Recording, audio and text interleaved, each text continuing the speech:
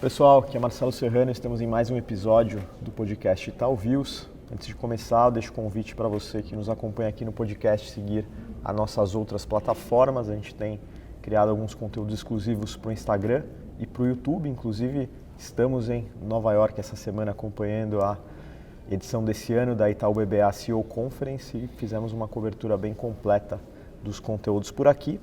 E no episódio de hoje, a gente vai tentar justamente entender um pouco do ambiente que se formou aqui na cidade a partir das reuniões entre empresas da América Latina, investidores institucionais estrangeiros e brasileiros, e eu conto com a participação de dois gestores hoje para tentar contar um pouco para a gente as perspectivas para investimentos no Brasil, como está o ambiente e o interesse principalmente do gringo em relação a ativos brasileiros e falar um pouquinho de ideias de alocação e oportunidades de investimento.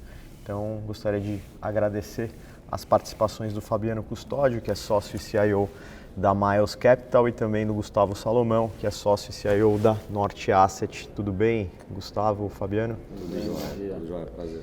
Beleza, obrigado aí pela presença de vocês. Acho que para começar, tentando passar um pouco de uma visão macro aqui internacional, como os temas aqui, se a gente pegar política monetária nos Estados Unidos, se a gente pegar China, um movimento de desaceleração, de dúvidas em relação à atividade, como tudo isso deve impactar os investimentos no Brasil e como, comparativamente, o Brasil se coloca em relação a outros pares emergentes nesse cenário. Queria pegar um pouco a visão de vocês dois para a gente começar. Quem começa? Quem pergunta?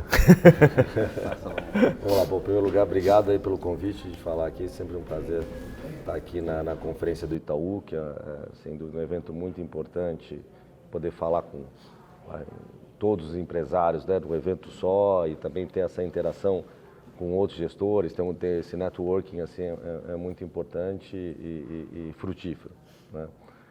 Cara, tudo impacta, né? Então a gente acompanhou aí, quer dizer, acompanha muito de perto tanto a economia americana quanto a economia chinesa, né? A economia chinesa é um driver muito importante para commodities, né? E para crescimento mundial, né? A economia americana, né, é o centro, né, onde as decisões são tomadas e impactam o mundo inteiro. E eu diria assim, tipo, esse ano tem sido um ano, né, com surpresas, né, ao longo do caminho, né? No início do ano você tinha uma expectativa muito grande de retomada na China, né, da reabertura, e você tinha a questão do Fed concluindo, né, no processo de final de subida de juros, né? O que tem acontecido vamos lá, inicialmente, né, a economia americana mais resiliente do que se esperava, geração de empregos mais resiliente, inflação também mais resiliente, que a gente está vendo desaceleração, mas teve eventos novos, né, e acho que o destaque aí são a questão dos bancos regionais, né, com a quebra do SVB, agora do FRC, e todo o impacto que isso dá na cadeia de crédito dos Estados Unidos e preocupação com isso, né? Então já se começa. Acho que eu diria que o último aumento de juros, que foi da semana passada, né, do Fed, levando a taxa de juros para 5,25, na minha opinião, foi o último desse ciclo. Então, e ele meio sinalizou, né, que ele deve parar. A gente deve ver desaceleração na margem, né? A grande dúvida é quão forte será essa desaceleração, né, da inflação e da atividade, né? Eu acredito que vai ser um soft landing, ou seja, não é uma desaceleração severa, né? O mercado tem uma preocupação de ser uma decisão mais severa, tanto que na taxa de juros, né, na curva de juros americanos, já começa a precificar corte de juros no segundo semestre desse ano. Eu acho que é um pouco cedo para afirmar isso, né? Eu estou mais na linha que vai demorar, o Fed vai ficar com essa taxa de juros parada, nesse 5,25, e seguir com essa taxa por mais tempo. Mas esse cenário de soft landing, se tiver certo, é um cenário bom para o Brasil, né? O cenário ruim para o Brasil seria se tivesse realmente uma recessão muito severa, né, uma preocupação muito grande com o crescimento. Então, esse cenário é um cenário que é um cenário ok, né, mas eu acho que é o cenário que está se desenhando. A gente não tem nenhuma indicação de um aperto tão severo de crédito que vai levar a uma desaceleração tão grande. Óbvio que em alguns setores, né, o setor de real estate aqui, ou seja, de construção de de imóveis aqui, principalmente na parte comercial, é um setor que pode sofrer um pouco mais com a questão dos bancos regionais. Por outro lado, China, como você falou, quer dizer, eu comentei que existia uma expectativa, né, de uma retomada mais acelerada e na margem não está sendo tão acelerada, né? Então até teve uma empolgação maior com algumas commodities que são importantes para o Brasil, como o minério, né, no início do ano, e mesmo com o petróleo, e que a gente vê recentemente que ambas desaceleraram, que elas caíram bem. E existe uma preocupação em relação a essa questão, né? Mas eu acho assim, né, a China tem muito instrumento. A inflação na China está muito baixa. A inflação na China não é uma preocupação como foi no mundo todo. E agora ainda com o petróleo para baixo, eu diria o seguinte, eu acho que caso necessário a China vai estimular. Acho que eles vão seguir, né? Tem o budget deles, tem a meta deles de crescimento de 5%. Eu acho que eles vão seguir perseguindo essa meta. Eu não tenho uma preocupação, assim, de novo, não tenho uma preocupação de uma grande, de ser um desempenho muito ruim da economia chinesa. Só que claramente está se mostrando que não é tão pujante quanto poderia se esperar. Eu acho que vai retomando aos poucos. Mas, assim, de novo, é um cenário que inspira atenção, inspira cautela do nosso lado, mas, overall, é um cenário um pouco mais positivo na margem, eu diria. Não, vamos lá. Bom, primeiramente também eu quero agradecer aqui pelo convite para participar desse podcast. Acho que é o 10º ano seguido que eu venho nessa conferência, uma excelente conferência para que a gente se atualize, tenha a oportunidade de conversar com peers, com empresas. Bom, a gente tem uma cabeça meio parecida, né? Eu acho que o cenário que está se desenhando ele é benéfico para o Brasil, né? Então, nos Estados Unidos, basicamente, o que a gente está vendo, de fato, é uma desaceleração mais suave da economia, né? Todo mundo imaginava que ia ter uma recessão no segundo semestre do ano passado, depois no primeiro semestre desse ano. A temporada de earnings season, né? Ela causou uma revisão até ligeiramente para cima até agora, né? Da expectativa de earnings que se tinha para esse ano. Então, de fato, essa recessão, essa desaceleração da economia, ela está demorando um pouco mais para acontecer. Agora, a gente tem alguns sinais preocupantes, né? A questão dos bancos regionais, eu acho que é uma questão que ainda está longe de ser resolvida, né? Pensa que é uma economia que sempre trabalhou com muita alavancagem, seja no nível das empresas, seja no nível das famílias, e de repente os juros vêm para uma geração que está acostumada com juros zero por mais de década, de repente os juros vêm de 0 para 5,25, né? É uma mudança muito relevante, né? Então, eu acho que a gente ainda vai continuar tendo problemas em bancos regionais. Tem mais um ponto, né? Se você olha para a pesquisa, por exemplo, tem uma pesquisa que saiu recentemente que é da Associação das empresas, dos negócios, das empresas pequenas nos Estados Unidos, que é muito responsável por emprego, né? Explodiu recentemente a manifestação de que está muito difícil de tomar dívida, né? Então, acho que principalmente para BIs menores nos Estados Unidos, né? Acho que talvez aonde a crise vai pegar, né? E talvez esse vai ser o mecanismo de transmissão da política monetária, né? Via um aumento de desemprego em BIs menores, em falência de BIs menores, para que a economia desacelere. Mas tudo indica que deve ser, de fato, um cenário mais de soft landing, a gente nunca sabe, né?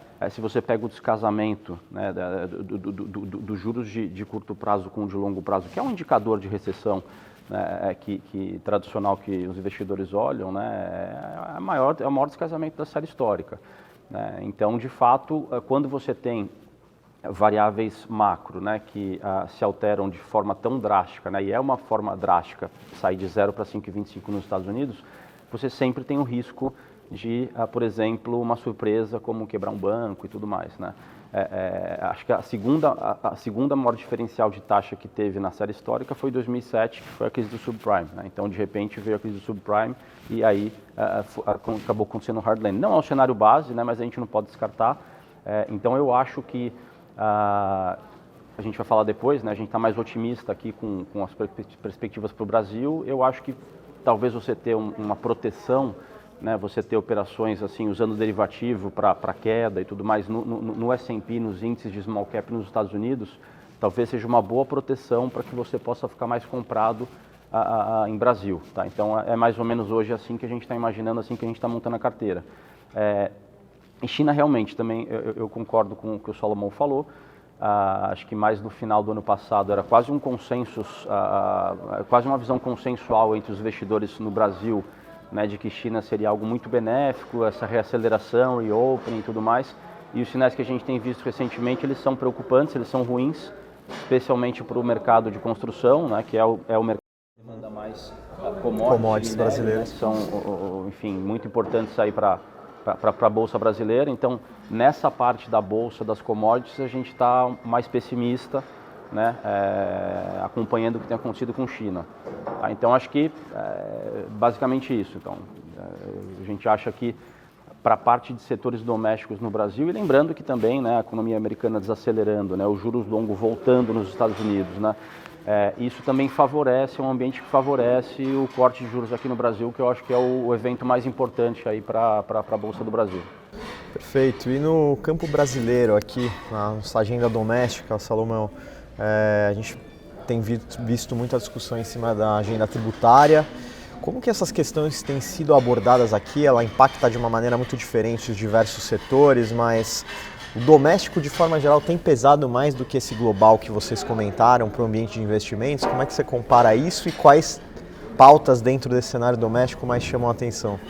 Sim, sem dúvida. Acho que o doméstico pesa um pouco mais, né? Quando você olha a questão das empresas brasileiras. Óbvio que para empresas de commodities, aí é mais importante esse cenário internacional, o cenário de China, etc. Concordo totalmente com o Fabiano.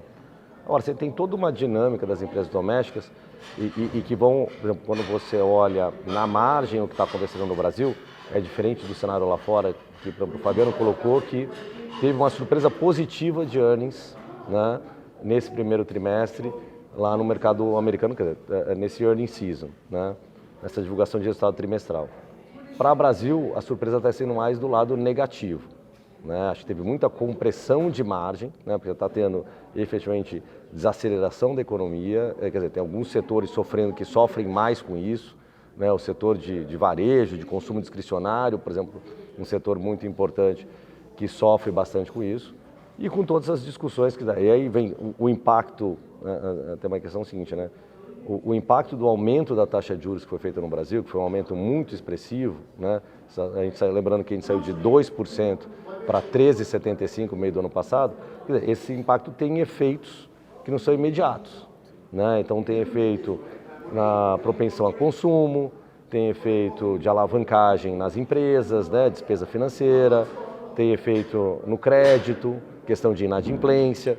Então, todos esses efeitos não são imediatos e vão acontecendo. Então a gente está vendo um pouco desses efeitos e essa é uma grande preocupação, né? Junto a isso, você tem um novo governo com, obviamente, necessidade de arrecadar mais, né? Tem um lado bom da preocupação com o fiscal, né? Que era uma preocupação grande dessa substituição do teto de gastos pelo novo arcabouço, o que poderia haver, né? Acho que teve uma surpresa, acho que teve uma questão que eu diria positiva, no sentido que não foi nada que assustaria os investidores, né? Sempre você tem uma preocupação na mudança, né, de ser alguma coisa que seja muito ruim, então não foi. Óbvio, isso está em discussão no Congresso, acho que deve ser melhorado do ponto de vista de você poder realmente reinforce a medida, ou seja, ter alguma punição caso você não consiga cumprir, ou seja, você tem que, de repente, segurar gastos também, né? Mas aí tem toda a preocupação, como você falou, tributária, das reformas, tanto na parte de consumo, com a reforma de renda, né? E acho que o governo está mostrando que quer arrecadar, a gente tem aí essa preocupação com os setores que podem ser afetados com isso, tem toda essa discussão, né, da subvenção do ICMS, tem discussão, por exemplo, potencial de royalties de mineração, de petróleo. A gente viu aí uma medida que não foi bem recebida, obviamente, pelo mercado, que foi tributação na exportação de petróleo por um prazo pequeno, né, que vai ser de 4 meses, mas sempre assusta quando começa a falar tributar a exportação, porque a gente sabe de medidas que foram feitas por países vizinhos e que não foram boas. Então, tudo isso vai num conjunto de coisas que a gente está olhando. No mercado internacional, essas questões de medidas de governo, né, como na parte tributária, e a questão de desempenho das empresas, né, tudo isso é tomado. E eu acho que, pelo menos o que eu posso falar aqui da conferência, né, que eu acho que é importante,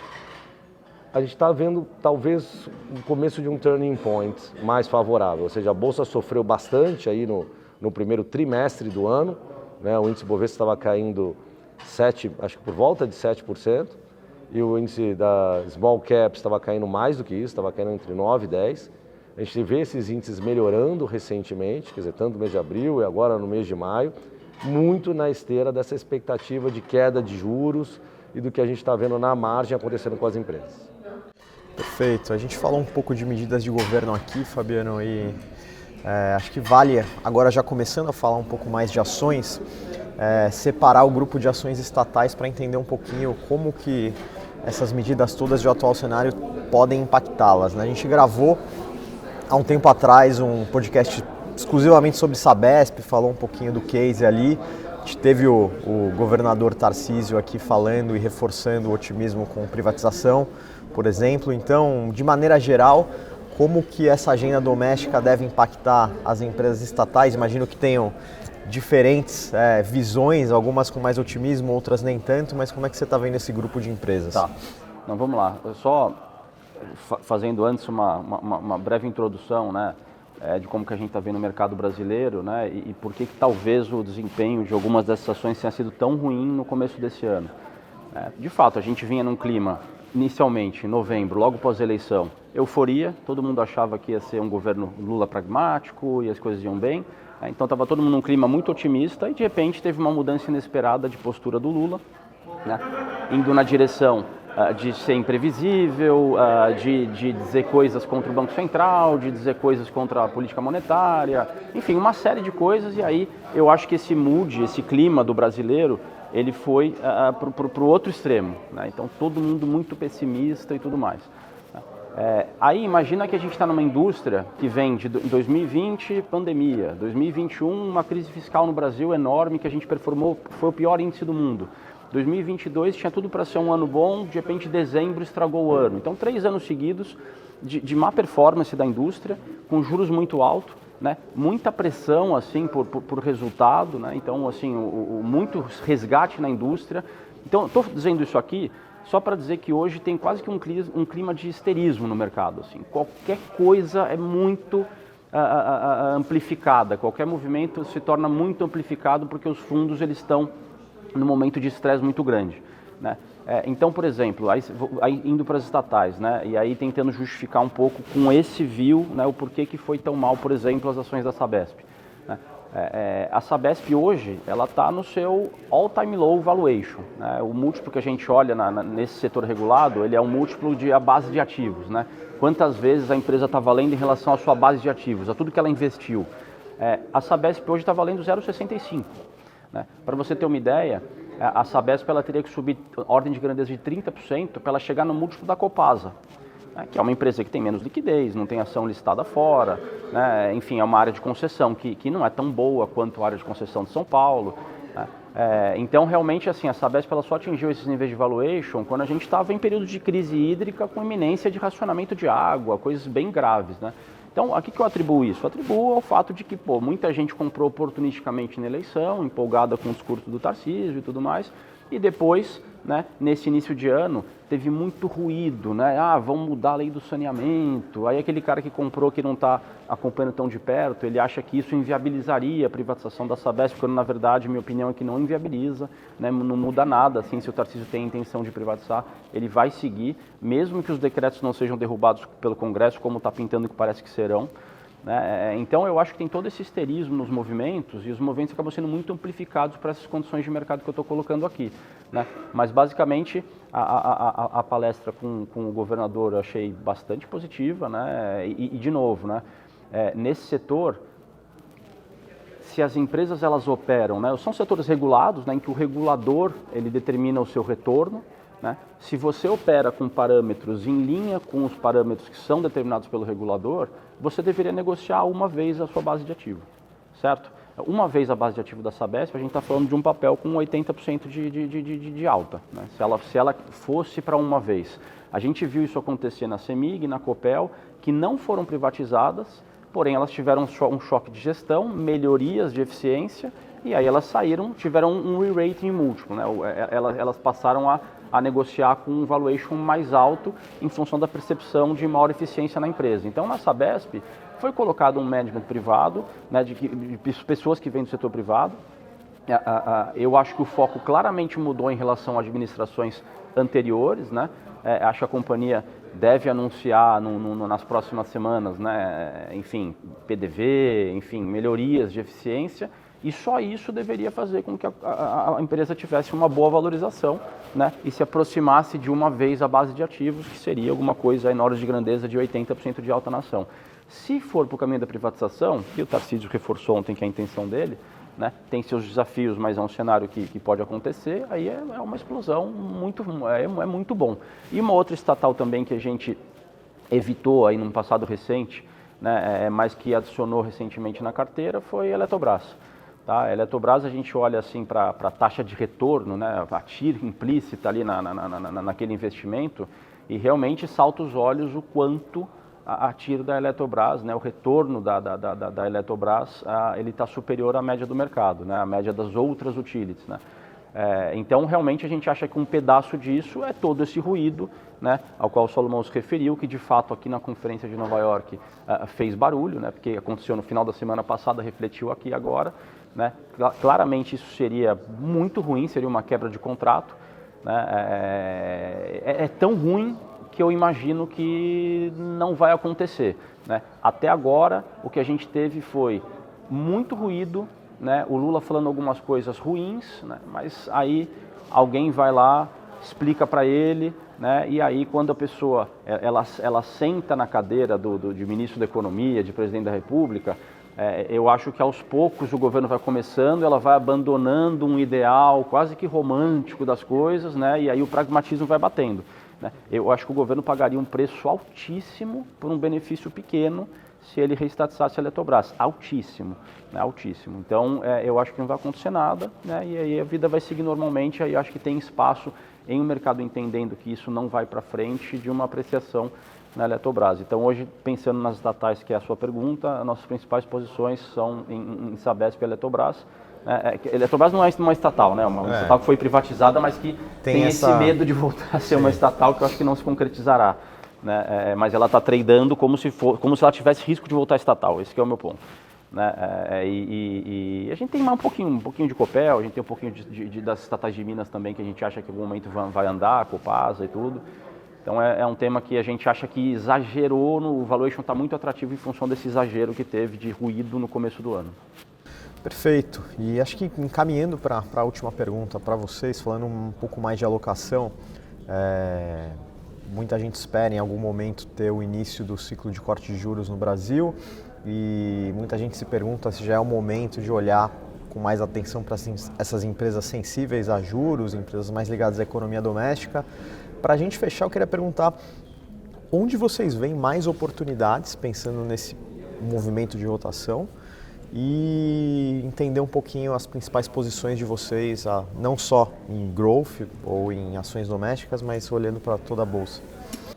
Se eu puder começar, acho que você sempre tem que ter uma carteira balanceada, né? Não só para growth, mas você tem essa questão de empresas mais estáveis, como utilities ou como bancos, né? E eu acho, assim, mais do que olhar, assim, para passar uma mensagem aqui, mais do que olhar especificamente a cada ação, acho que tem esse aspecto macro é muito importante. Acho que, como o Fabiano comentou aqui no final dessa última fala dele, acho que o governo está começando a perceber, né, assim, se gerou muito ruído desde a eleição, né, que foi, então, meados de novembro, começou a ter ruído e a Bolsa começou a sofrer, né, até discussão, né, da eleição dos ministros, discussão de lei das estatais, reverter privatização da Eletrobras, discutir a independência do Banco Central, ficar batendo muito na taxa de juros, mas sem, assim, tem um monte de coisas que geraram um ruído e afetam o humor dos investidores, né? E isso está mudando. Acho que assim, o governo está começando a virar um pouco mais pragmático, né? Descer um pouco do palanque, né? Não deixar de ser um populista e focar. Às vezes, acho que aí o ministro da Economia tem tido um papel muito importante nisso, né, também de botar a bola no chão. Acho que o Congresso também tem tido um papel importante, né, o Arthur Lira, o presidente Arthur Lira que estava aqui, também tem um papel muito importante de ter um tom mais moderado, ter um tom mais apaziguador, no sentido, pô, peraí, acho que tem vitórias importantes que o Brasil teve, né, que não são vitórias de um partido, sim, de uma agenda, né, de governança que o Brasil teve, que devem ser preservadas. Então, acho que você tem, com esse turning point, a gente está criando, e com tudo que está acontecendo fora, na parte de commodities, na parte de inflação, que a gente está vendo sinais, a gente está construindo um cenário em que se possa realmente considerar o corte de juros. Tá? E para a Bolsa, você tem o que a gente chama, né, a porta de entrada e a porta de saída são pequenas. Acho que teve uma saída muito grande, né, quando você olha nos últimos 2 anos, né, desde meados de 21, começou a ter muito resgate em Bolsa. Né, e, de novo, a porta de saída é pequena, muito fluxo de saída, as ações caíram muito. A Bolsa bateu quase 130 mil pontos, e a gente está aí com a Bolsa aí num range entre 100 mil e 110 mil há algum tempo, né? A gente teve essa melhora recente, a Bolsa ainda cai um pouquinho no ano, né? Mas eu também diria o seguinte, a partir do momento que você tiver esse cenário mais pragmático de governo, que acho que está acontecendo, né? Com queda de juros próxima, os juros ainda é muito alto, né? Não é que os juros saiu de 2 para 13,75, não é que os juros vai voltar para onde estava.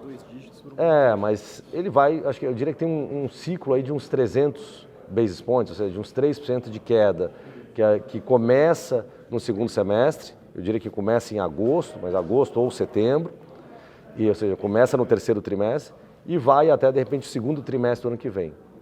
Isso pode trazer, né, esse fluxo, uma parte desse fluxo que saiu de volta, tanto de investidores domésticos, locais, quanto de investidores estrangeiros. E a gente aqui tem falado, né, uma das coisas legais da conferência aqui em Nova York, você tem a oportunidade de falar com vários investidores estrangeiros, né, de fundos estrangeiros que são dedicados para emerging markets, que olham não só o Brasil, mas olham um monte de outros países. E acho que tem uma coisa que o Brasil se beneficia, que a gente não comentou aqui, na parte de geopolítica, que para esse investidor estrangeiro, né, tem poucos lugares para investir. Né? China se tornou um lugar muito complicado para se investir, quer dizer, Rússia não é mais um investimento, né? Índia, pensando nas economias grandes, né? A Índia, que são os BRICS, é muito caro, e tem uma questão de também fluxo de dinheiro, né, que você tem que deixar lá, e daí você tem, México que se beneficiou com esse nearshoring por causa da questão de China, né? Mas é um mercado menor, então também valuation ficou caro, quer dizer, onde se pode investir, como México e Índia, ficou muito caro. Né? Um outro país que também de emerging markets que cresceu muito, foi o índice que mais performou ano passado, foi o Oriente Médio, né? A Arábia Saudita, também tem poucos ativos, tudo ligado a petróleo, também ficou caro.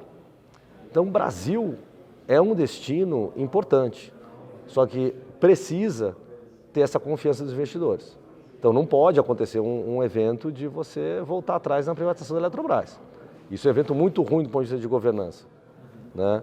Então, ficando mais pragmático e com esse ambiente de corte de juros ficando mais próximo, eu diria que é um dos momentos que eu estou mais positivo com o Brasil, né, neste ano, né, com esses catalisadores que a gente está vendo. Então, aí indo direto à sua pergunta, né, que papéis, como eu falei, é um mix. A gente também gosta de Sabesp, a gente gosta também, outra estatal que a gente gosta bastante é Banco do Brasil, pelo valuation muito descontado. Acho que a gente tem muitos papéis que estão com valuation muito descontado, que estão precificando um cenário muito ruim. Né? Mesmo assim, um papel que a gente gosta bastante é Banco Itaú, não porque a gente está aqui na conferência do Itaú, mas dos bancos privados é o mais bem tocado, o valuation está próximo a 7 vezes o lucro, né? Muito barato para um banco dessa qualidade. Né? E aí tem várias empresas também de consumo, que é uma empresa que a gente gosta bastante, que é ligada a commodities, que está no cenário, acho que muito positivo, é São Martinho, né? Que é ligado a açúcar. Açúcar está nos highs recentes, né? A empresa está muito bem posicionada, você pode também aumentar a participação, né, o percentual de etanol, acho que é uma das medidas que está sendo discutida, aumentar o percentual de etanol na gasolina, e beneficia muito ela. E você tem daí, fora bancos, setor elétrico, a gente também tem Eletrobras, a gente tem Copasa, como ele comentou, a gente tem algumas empresas de consumo discricionário de marca, né, que são empresas que são mais resilientes e que nos resultados, né, eu falei que teve muitos resultados que foram abaixo do esperado, elas tiveram um resultado melhor, assim, em termos de crescimento, né, que são empresas de marcas como Vivara, como Arezzo, são empresas que a gente gosta. Tem empresas de serviço que são muito bem tocadas, como Smart Fit. Então tem um grupo importante de empresas que a gente gosta e até as empresas que sofreram recentemente com intervenção do governo, que acho que estão melhorando na margem, que são empresas que são as Junior Oil Companies. Né? Acho que Petrobras é uma empresa que a gente acha muito barata, mas vê muitos riscos, né, com a mudança de conselho, de diretoria. Então, das estatais, é a empresa que a gente prefere não ter nesse momento. A gente tem Banco do Brasil, né, mas não tem Petrobras. Mas a gente gosta de PetroRio e 3R também nessa parte de Junior Oil. Perfeito. E do teu lado, Fabiano? Vamos lá. Então, só reforçando, a gente também, eu concordo com o Salomão, talvez seja um momento que eu esteja mais otimista aí nos últimos 4 meses. A gente teve o início do ano muito tumultuado, né, em que o Lula falou uma série de coisas que são contra o mercado, né, que são contra uma boa governança de país, mas na prática, né, o tempo vai passando e o que a gente vai tendo de concreto não teve nenhuma atrocidade na Petrobras, não teve nenhuma atrocidade nos bancos públicos. O arcabouço fiscal, ele está sendo melhorado, a expectativa é que ele venha com melhoras por parte do Congresso. A atividade econômica não está tão ruim, não está desmoronando como a gente imaginava, né, no final do ano passado, começo desse ano. Inflação, safra excelente, disponibilidade de gado excelente, petróleo caindo, câmbio caindo, energia elétrica all time low, assim, 86% de reservatório. Então tudo mais benéfico. Lá fora também um ambiente que a curva precifica que haverão cortes de juros nos Estados Unidos. Então, realmente, eu acho que o grande tema é corte de juros. Eu acho que o evento que é o mais importante, talvez, das próximas semanas, é junho, né? Talvez possa ser antecipado, mas é a reunião do Conselho Monetário Nacional, em que eu acredito que, se for reiterada a meta de 3% de meta de inflação, né? Eu acho que isso vai ter isso vai ter um papel central em reduzir a expectativa dos agentes para frente. Né, eu vejo cálculos de que poderia revisar, a expectativa de inflação ela poderia ser revisada em até 0,6, por exemplo. Então, o Banco Central, na última ata, ele se refere muito à expectativa de inflação que foi desancorada com toda essa discussão pública que teve de revisar meta e tudo mais. Né? Se o governo volta atrás, reitera 3% de meta de inflação, né? Acho que as expectativas caem e aí vai ficar mais claro o ambiente para corte de juros no Brasil. Tá? Então, se acontecer isso, eu apostaria num corte de juros mais cedo, né? Mais para julho, agosto. Né? Se não acontecer isso, né? Aí eu acho que pode ficar um pouco mais para frente. Mas então esse é um evento muito importante. A gente acredita que faz tanto sentido, né, que o governo reitere o 3%. Não que eu acho que 3% seja, não é essa discussão, qual que é a inflação, se o mundo mudou, se não mudou, mas isso você deixa para discutir quando a inflação está ancorada e quando ela está baixa. Né? Então, se acontecer isso, na minha opinião acontecerá, né, a gente vai ter um ambiente de corte de juros. Né? Então, o que a gente fez na carteira foi que a gente aumentou o duration da carteira. Né? Então, a gente adicionou recentemente empresas, principalmente do setor doméstico, né, que tem muito crescimento embutido, né, e que se beneficiam de uma taxa de desconto mais baixa no cenário de juros mais baixo.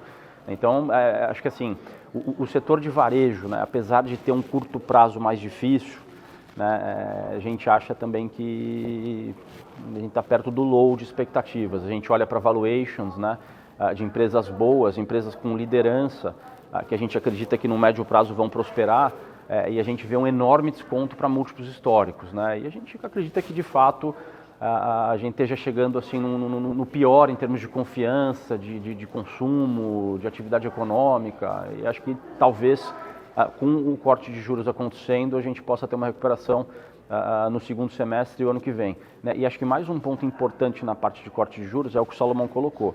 De fato, teve muito resgate na indústria, eu até estava com um investidor estrangeiro, estava mostrando para ele como é fácil, né, ser gestor de bolsa no Brasil. Você tem 2016, né, é uma indústria de fundos no Brasil, de fundos de equity, que é de mais ou menos 250 bi de AUM. Isso até o final de 2019 triplica. Então um dinheiro enorme entrando na indústria, todo mundo comprando basicamente os mesmos papéis, que a gente tem poucas opções aqui, né, embolhando os valuations, e de repente esse número de 2019, ele cai para hoje 40%. Então você imagina assim, os fundos tendo que vender compulsoriamente as suas ações, muitas vezes você tem os fundos alocados em mesmos papéis, né? Então quando você começa a ter o corte de juros, na minha opinião, ele vai pelo menos estancar essa questão de saque e aí o mercado volta a ter racionalidade. Porque nesse período em que ele está desmanchando, não tem muita racionalidade. Os fundos estão vendendo o que eles têm, o que eles precisam vender.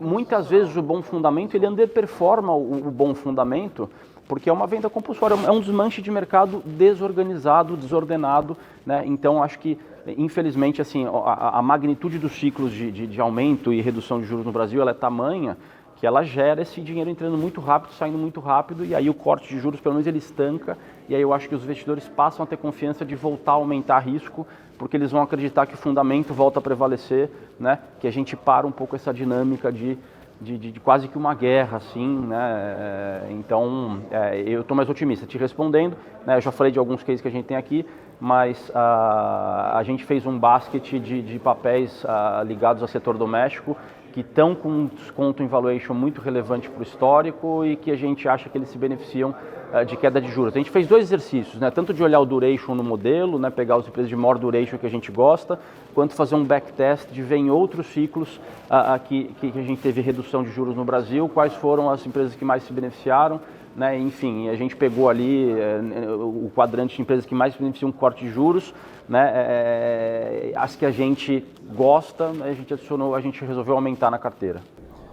E você poderia citar alguns nomes? A gente tem no fundo lá Soma, que eu acho que é um case que exagerou muito na queda, né? A gente tem também um pouco de Arezzo, que é uma excelente empresa. Renner, a gente acha que apesar de um curto prazo mais difícil, o business de crédito dela, acho que o pior ficou para trás, né? Tem um hard comps agora no segundo trimestre, mas acho que com a inflação caindo e tudo mais, segundo semestre ela deve se beneficiar. Uma empresa que é net cash, que tem um monte de business pequeno em dificuldade, ela tem tudo para ganhar share, para ganhar espaço, né? A gente tem Localiza, acho que são alguns dos cases que a gente tem, né? E também tem algumas utilities que estão com uma TIR, né? Um retorno altíssimo, que com juros caindo também elas se beneficiam. Que mais? Bancos também a gente tem Itaú, acha que realmente eu nunca vi um gap de operação tão grande entre o Itaú e os concorrentes, né? Então 7 vezes PIC é um valuation atrativo, somado ao fato de que os principais concorrentes estão, acho que eles erraram mais assim o ciclo, né? Então o business de crédito dos principais concorrentes está mais difícil, então tem espaço para o Itaú ganhar mercado aqui. Né? E só colocando desculpa de interromper, mas colocando, acho que a gente está concordando bastante, quando eu falei essa questão de poucos lugares para os investidores internacionais investirem. Por exemplo, você pega Itaú, que é o melhor banco privado do Brasil, a 7 vezes o lucro. Quando você vai para México, né, que tem bancos muito bons lá também, o gap de valuation é muito maior. Os bancos estão mais de 10 vezes o lucro. Então, por quê? Porque as opções que tinham de investimento, e foi nessa questão que eu falei de nearshoring, que o cara estava... foi fazer o play de México porque ia ter muito investimento feito lá, porque foi tirado da China, etc. e tal. E isso mostra assim, como o Brasil está defasado. Então, se o Brasil fizer um dever de casa mínimo, esse que é o ponto do Brasil, não precisa que o Brasil faça algo fantástico, né? Invente a roda, cria o foguete que vai e volta. Só cessar os ruídos. Cessar os ruídos, e acho que esse cenário de fundo mundial, né, geopolítico, econômico, inflação melhorando e tal, é benéfico para o Brasil. Como a porta de saída foi pequena e os valuations foram muito comprimidos, no momento que você cessou esses ruídos, os juros começam a cair, né? Então os juros, cai 50B, cai 25, cai 50. Para o saque, começa a entrar, a porta de entrada também é pequena.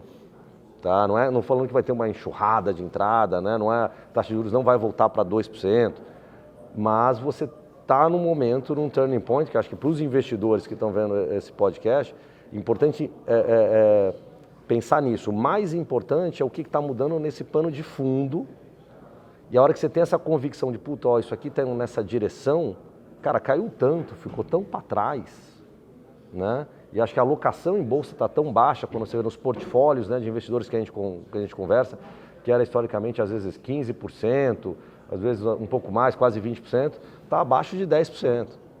Então essa mudança marginal de alocação, por causa de todos esses eventos, pode dar um impulso importante para a bolsa. Então acho que este momento que a gente está falando agora é um momento importante para os investidores analisarem, mas para reverem, começar a rever sua alocação, porque a gente está num turning point favorável para a bolsa como um todo. É isso aí, concordo totalmente. Bacana terminar com uma visão otimista aqui. Acho que teriam várias perguntas para eu fazer, mas eu preciso liberar vocês até para visitar algumas dessas empresas que vocês citaram aqui, entre outras. Então, queria de novo agradecer a participação e encerrar essa edição do Itaú Views. Valeu, pessoal. Valeu. Obrigado. Obrigado. Valeu. Obrigado aí. Obrigado.